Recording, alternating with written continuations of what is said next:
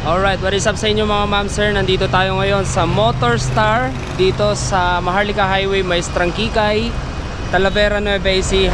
At titignan natin ngayon kung ano-anong mga motor ang available nila dito, magkano at paano maglabas.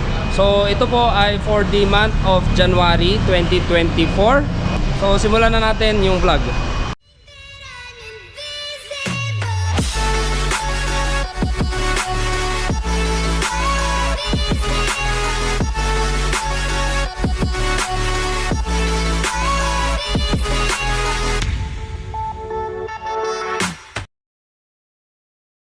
Okay guys, bali dati may nag-request sa akin na makapag-review tayo ng isang scooter from Motorstar. So, ito kasi guys ay kanilang yung maxi scooter na Easy Ride 150Q.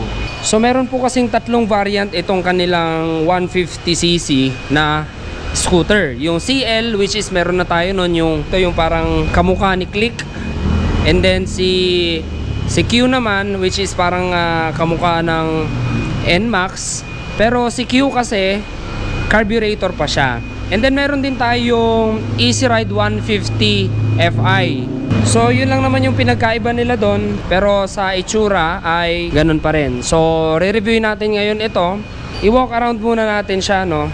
Yung kanyang logo, sticker, Motorstar. And then merong mga decals dito ng white and red. Ayan, Easy Ride 150Q. Yung kanyang heat guard, hard plastic, may Motorstar. Meron siyang kickstarter, ano? May center stand, may side stand. Tapos dito naman sa harapan, ayan. So parang ano lang din siya, parang yung NMAX lang din siya. Meron din siyang ano dito, idle stop system. Yung sa ilaw, merong dim light, merong yung full, may high and low. Ito passing. Sa NMAX kasi ano, no, sa Yamaha NMAX, ano yun, yung parang yung functions ng display panel, flashers, and then horn. Andito naman yung ating susian. Yan, mechanical key.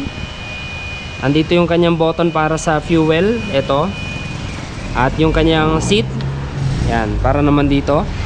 Ito yung kanyang susi. Ayan, mayroong Motorstar na logo. Ayan, wala lang nakalagay na side mirror dito guys, ano. So LED na rin po lahat ito, flashers, headlight, brake light. Yung itsura niya sa harapan, ano, aggressive na rin, parang kamukha ni Darth Vader. At ito naman kasi, itong white, mukhang stormtrooper, ano. Tsaka ang talim ng ano nila, ang talim ng itsura nung harapan dito. Tapos yung facelift niya, ayan.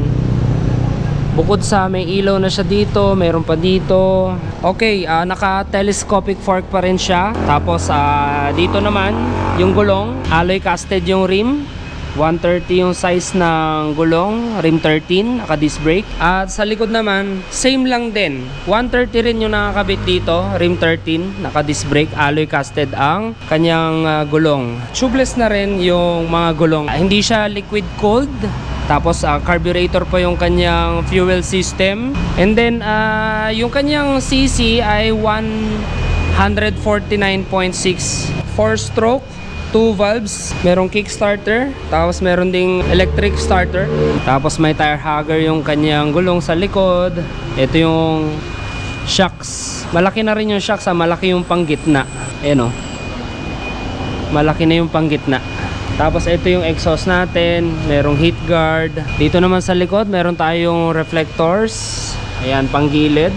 Meron din dito reflectors para added visibility pag nagra-ride kayo sa gabi. May ilaw sa plaka. LED na rin yung mga likod. Wala lang baterya ito kaya hindi natin siya ma-on. Sa visor naman, medyo edgy na rin siya, stylish, unlike doon sa isang maxi scooter na kilala natin. Round lang siya na ganun. Ayan, marami siyang mga ano dito, no, yung mga pagnilinisan yung mahirap sungkitin.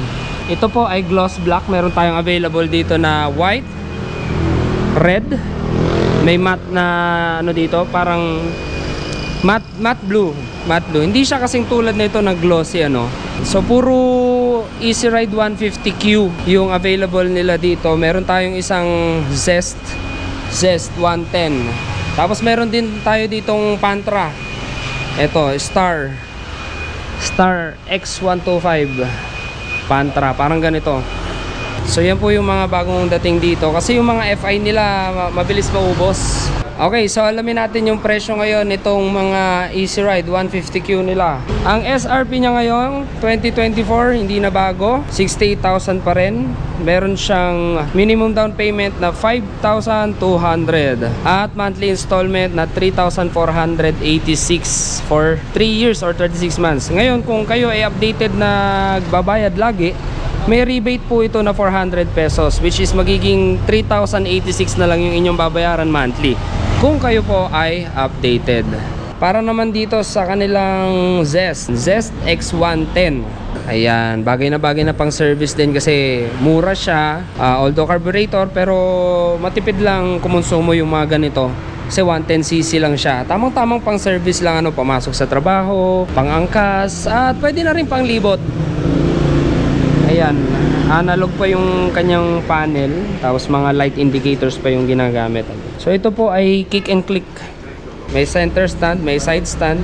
So ang presyo ni Zest X110 ay 43,000 yung SRP. Meron siyang minimum down payment na 2,660 at monthly installment na 2,413.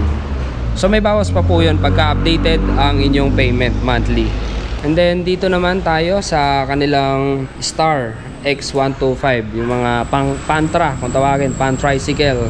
Ayan, para naman sa presyo ng ating Star X125HX, 43,000 pesos. Meron siyang down payment na 2,700 at monthly installment na 2,507 for 36 months or 3 years. Parang meron na yung ilaw niya rito na ano, no, yung daytime running light. LED na pala yung headlight niya. Yan, oh, LED na headlight. And aside that, puro bulb type pa rin yung kanilang flashers, pati sa brake lights. Okay, kung kayo naman ay mag-i-installment at maglalabas ng motor dito sa Motorstar Talavera, ito po yung requirements nila, no? 2 pieces 2x2 picture, cedula, barangay clearance for motorcycle loan, proof of billing, yan, electric bill, water, internet, nasa inyo po nakapangalan. Tapos 2 valid IDs like pwede passport, voter's ID, driver's license, and etc. No? Tig 3 copies po yun. Ayan. So para sa contact details natin, ito, ang nakalagay dito ay si Sir Marluz or Michael. Ayan. Pwede nyo rin silang i-visit sa Facebook. Ayan, Motorstar Talavera. Mura na, matibay pa. So yun lang guys ang vlog natin for today. Ayan, at ito po yung update natin para sa first quarter ng 2024. Tingnan nga natin kung may bago silang mga tarpaulin dito. Meron sila yung mga zero interest. Ayan. Low down payment, free helmet, and 3 years LTO registration para sa Star X125. Okay guys, so yan lang ang vlog natin for today. Kung nagustuhan nyo, please like, comment, share, and subscribe. And hit the bell notification para updated kayo pag may bagong video tayo. So sana soon makahanap tayo ng magpapahiram sa atin na to para magkaroon tayo ng ride experience sa kanilang mga 150Q at saka FI. Yun, so ride safe and see you on my next one.